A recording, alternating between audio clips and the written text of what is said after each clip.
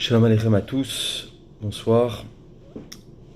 On va, comme à la coutume, introduire notre cours en souhaitant Refoua Shlema à tous les malades, que Bezrat Hashem, par l'association de notre filote, on entende de bonnes nouvelles, et que les gens qui sont en bonne santé le restent. Il faut faire un Yiratzon, il faut prier pour le rester, et qu'on entende très prochainement, vraiment, en tout cas une Géoula pour tout le monde, une délivrance de cette maladie, et qu'on puisse reprendre l'air suffisant pour pouvoir vivre normalement. Je voudrais ce soir partager avec vous, bien comme on l'a ramené hier, les 10 plaies. La première plaie que Pharaon a reçue en Égypte, qui s'appelle Dam, le sang. Et ce soir, on va rester un petit moment ensemble autour du sang, et pourquoi pas ressortir un point de recède à travers cette plaie qui était la première. Pour cela, pour introduire ce cours, je vais raconter d'abord une histoire qui est écrite dans Rav Levinstein.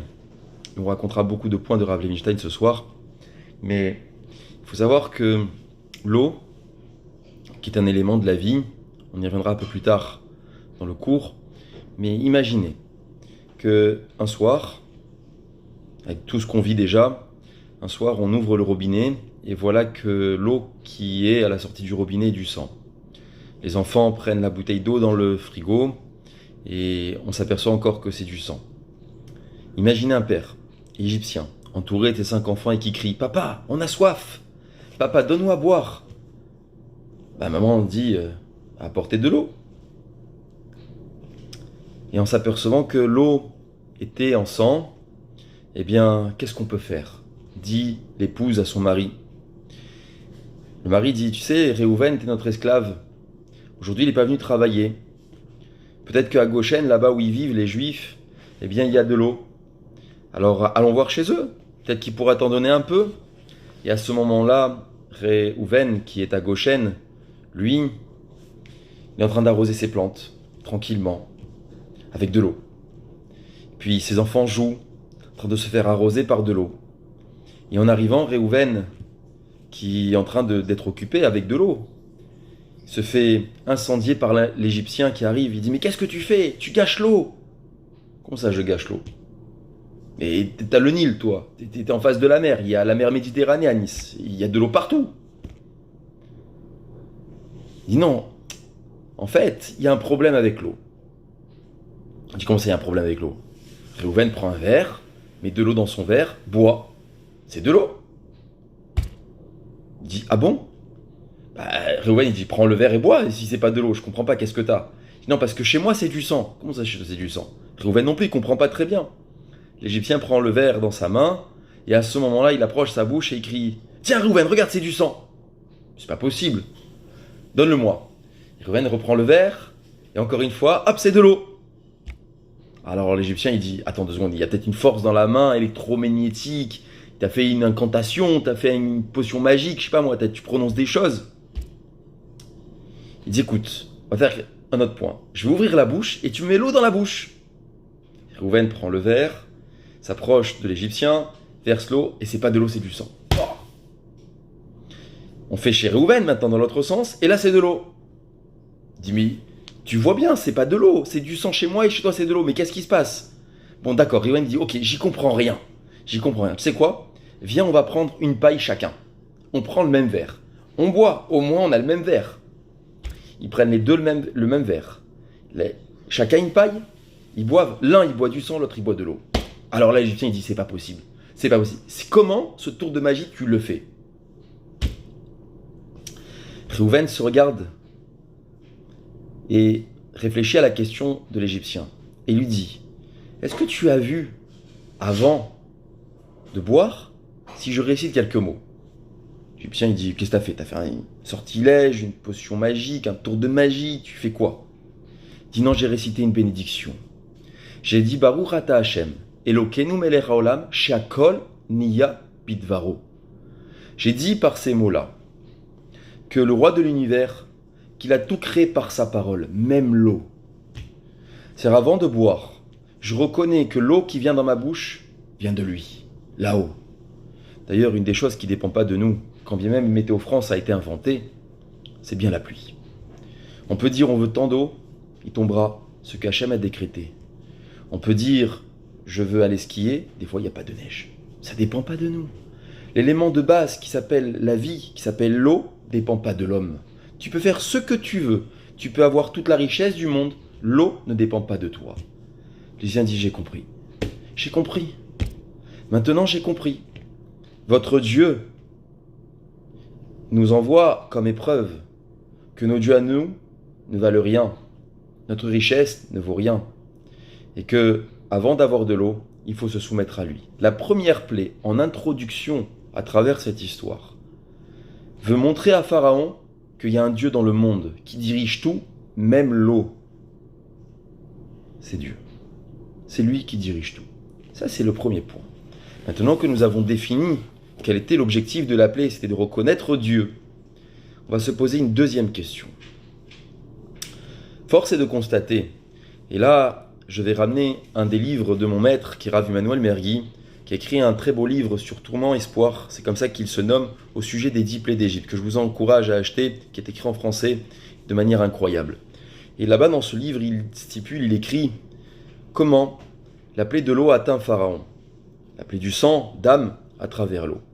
Mais une des questions qui est soulevée, que nous allons traiter ce soir, c'est comment ça se fait qu'Hachem punit Pharaon et punit l'Égypte entière en transformant l'eau en sang. Ces deux éléments-là sont d'ordre vital pour chacun d'entre nous. Sans eau, eh bien, on ne peut pas arroser, et donc les légumes ne poussent pas. Sans eau, je ne peux pas boire, et donc mon corps ne peut pas être bien hydraté. Quelles seront les conséquences sans eau pour le corps humain ? 1 jour, 2 jours, 3 jours, 4 jours. On ne peut pas tenir, on ne peut pas vivre sans eau. L'agriculture ne peut pas survivre sans eau. Le monde ne peut pas rester sans eau. Et voilà que l'élément inverse est le sang. Le sang, c'est un élément vital pour le corps humain. Celui qui n'a pas de sang, ou bien perd du sang, eh bien sa vie est en danger. Quel est le rapport qu'Hachem choisit ces deux éléments à se transformer l'un l'autre ? Il n'a pas transformé l'eau en huile, ou l'eau en pétrole. Il a transformé l'eau en sang. Ça, c'est la question que nous allons essayer d'étayer au fur et à mesure du cours de ce soir. Mais il y a un but. Le but dans ce monde est de reconnaître que chaque chose qui se passe et qui est indépendant de notre volonté, qu'on le veuille ou non, c'est qu'il y a une caractéristique qui s'appelle Mida Keneged Mida. Hachem, il envoie dans ce monde mesure pour mesure. Quelquefois, ça nous paraît disproportionné. On ne comprend pas très bien qu'est-ce que le monde attend de nous, qu'est-ce que Dieu attend de nous à travers les épreuves qu'on peut vivre. Il y a un point crucial que chacun doit mettre en relief dans sa vie, c'est Mida Keneged Mida, mesure pour mesure. Je ne parle pas de récompense ou de punition. Je parle que ce que je fais a une conséquence mesurée. C'est-à-dire ce que je réalise dans ce monde va atteindre une mesure correspondante. En fait, l'homme n'est que le reflet de ce qu'il est. Ce que l'homme a, eh bien, c'est exactement ce qu'il est réellement. Il n'a que le reflet. Que ce soit individuellement, collectivement, mondialement parlant. Le monde n'a que ce qu'il est en train de réaliser lui-même. C'est un résultat, sine qua non, Mida Keneged Mida, mesure pour mesure. Si je fais ça, la conséquence sera ça.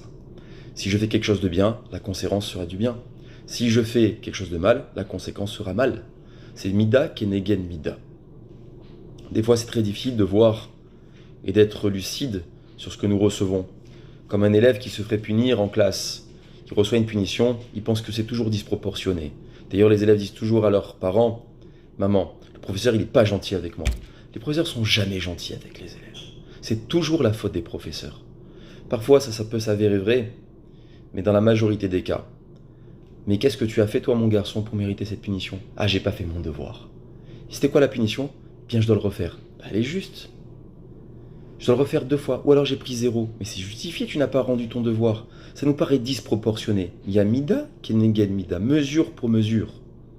Le monde fonctionne comme cela, et Hachem nous a donné cette règle de vie et règle de base pour toute personne. Mida Keneged Mida. Avançons dans ce principe et essayons encore de comprendre en quoi l'eau et le sang doivent frapper l'Égypte. Et pour conclure ce chapitre de l'eau et sang, de mesure pour mesure, dans la paracha de Haazinu, nous disons que Hachem ne fait jamais d'erreur. Avec Hachem, il n'y a pas d'erreur. Dieu, c'est un tzaddik. On le nomme, c'est un tzaddik, c'est un juste.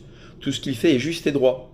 Parfois, ça m'est difficile à moi de comprendre et de percevoir, je dirais, ce qu'il attend de nous ou d'une personne. Pourquoi il m'envoie ça? Mais c'est bien ça l'idée générale, c'est qu'il y a mesure pour mesure. C'est un élément auquel on doit prier aujourd'hui. Qu'est-ce qu'Hachem attend de nous, tout un chacun, que ce soit individuellement ou collectivement, dans l'épreuve dans laquelle on est, dans laquelle le monde est plongé. Maintenant qu'on a avancé sur ce point-là, nous devons comprendre pourquoi Hachem n'a pas transformé les eaux du Nil en huile, ou en pétrole, ou en toute autre chose, mais pourquoi il a transformé en sang. Il y a une volonté, mesure pour mesure. Hachem, il a dit, je vais transformer l'eau en sang. Il y a une véritable volonté que ça soit du sang. Quel est l'enjeu?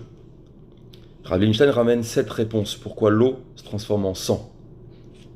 On va les évoquer brièvement pour arriver à une conclusion. Pharaon avait décidé de jeter les enfants dans le Nil. Et c'était, encore une fois, comme le Midrash le rapporte au début de Shemot, il avait demandé aux sages-femmes de tuer les enfants d'Israël.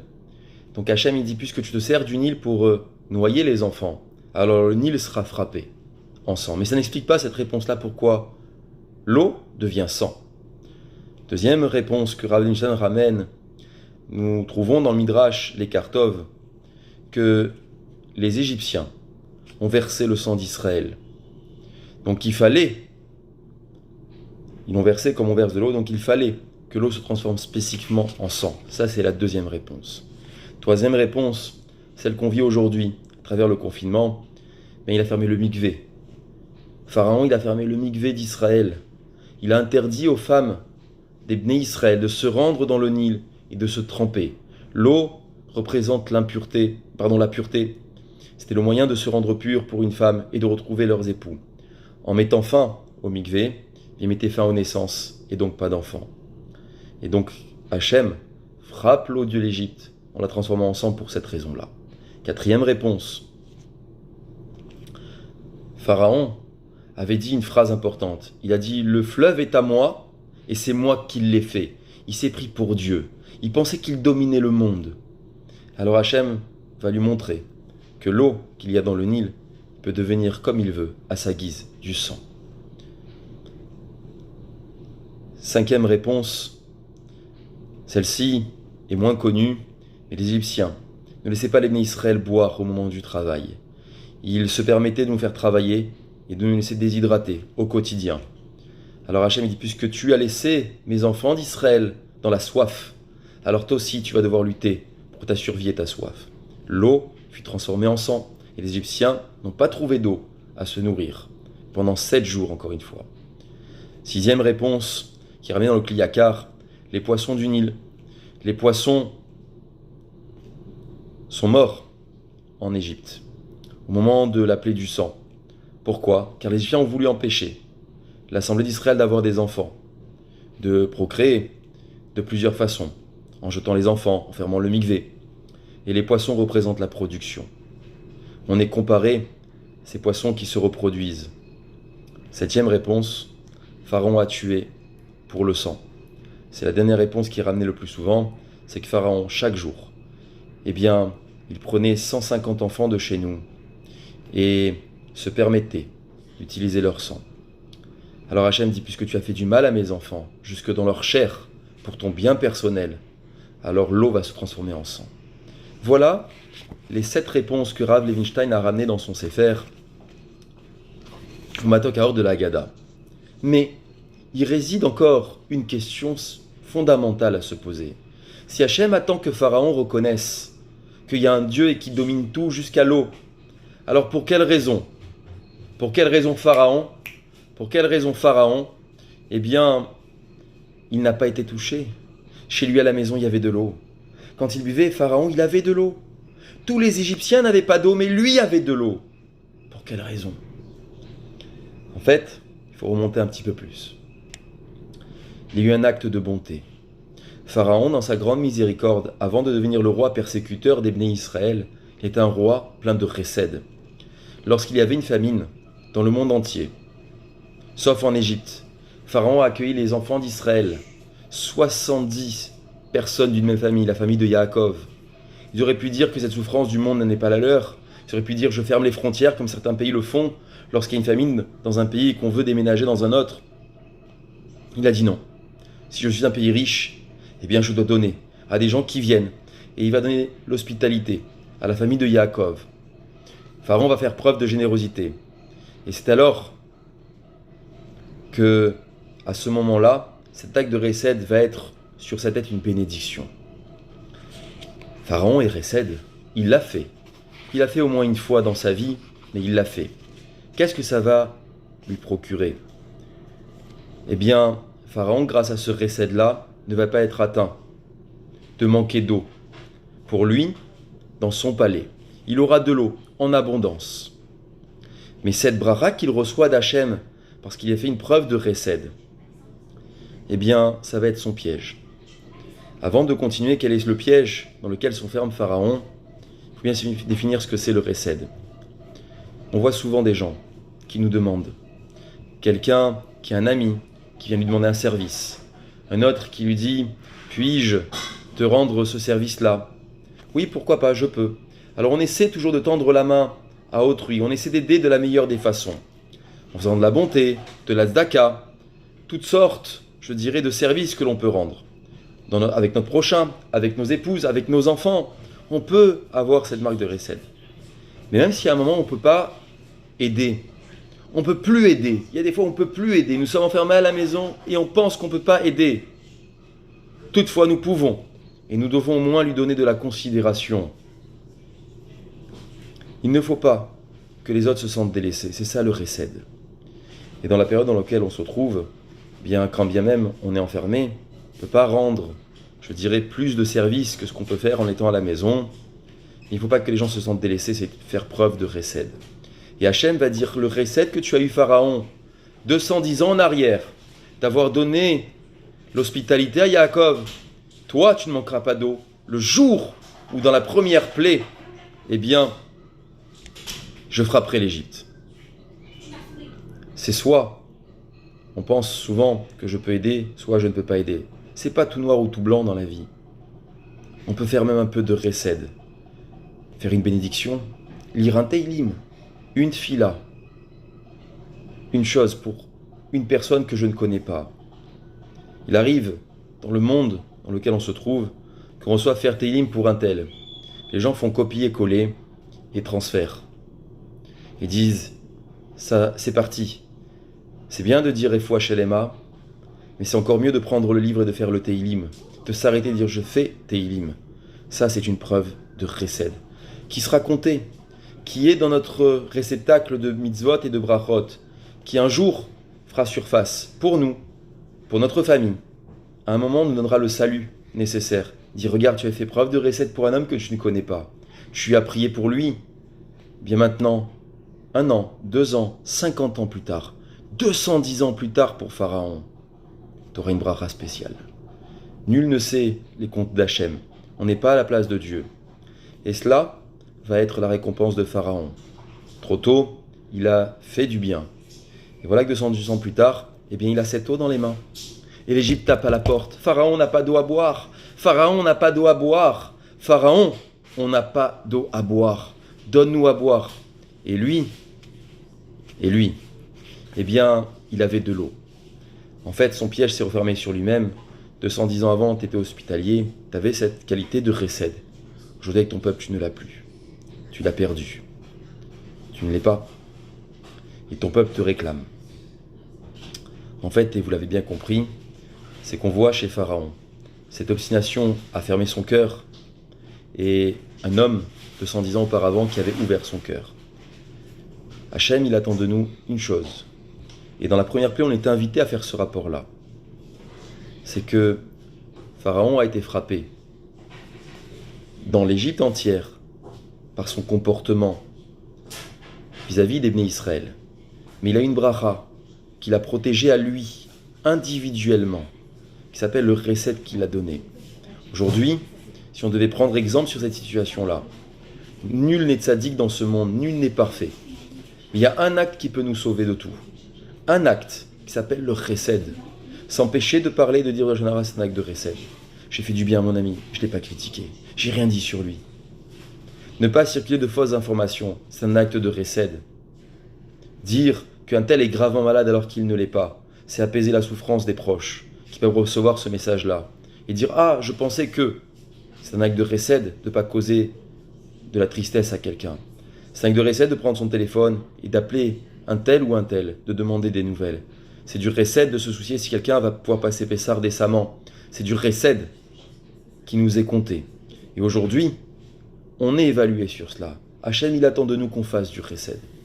Maintenant, c'est pour répondre à la dernière question qu'on n'a pas vraiment soulevée, mais c'est en filigrane dans le cours de ce soir.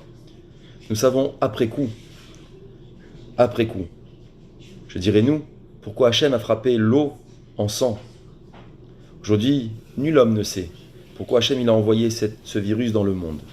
Nul homme ne sait quand le Mashiach va venir, et nul homme ne peut savoir qu'est-ce que Hachem il attend de nous. Et ce qui est certain, c'est qu'on doit avancer vers le côté positif, pour que le Mida soit Keneged Mida. Si je fais du bien, ma conséquence sera bien. Si je fais pas ce qu'il faut, ma conséquence sera forcément négative. À nous de travailler. Et nous avons cette chance-là de pouvoir le faire au quotidien, vers le côté positif, pour que, mesure pour mesure, Hachem emmène du bien à tous les gens qui en ont besoin. Et tous les gens qui sont présentés le reste, et Bezrat Hachem qu'on nous vende de bonnes nouvelles, Refouaché les mains aux malades. Et j'associe tous les noms chaque jour avec mon épouse. Et la liste, c'est vrai qu'elle s'agrandit de jour en jour et qu'on entend beaucoup de personnes dans la communauté touchées. Mais fasse que Hachem, Yiratson, il envoie la guérison totale à tous ces gens et que on puisse se voir très prochainement dans la joie et que plus jamais, eh bien Hachem nous mette autant à l'épreuve dans laquelle on est. À demain soir, Kol Tuv, Bessorot Tovot. Je vous embrasse.